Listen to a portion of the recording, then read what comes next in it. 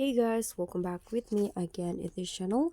On today's tutorial, I'm going to show you how you can easily create your own February dumb videos in CapCut Mobile. So February has come to an end.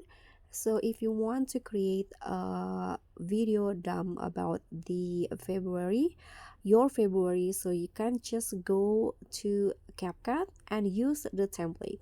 Here I'm going to just click on the templates option and just click on this. You can see now the February dumb 2024 is trending.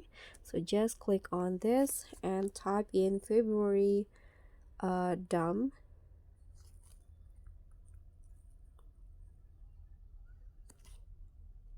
2024. Just click on enter and you will see lots of February dumb templates that you can freely use. Okay, I'm going to just use this one.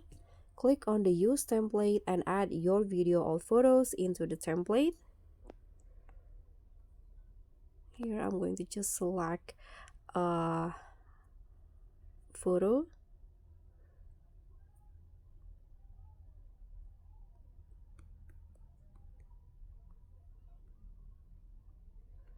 Okay,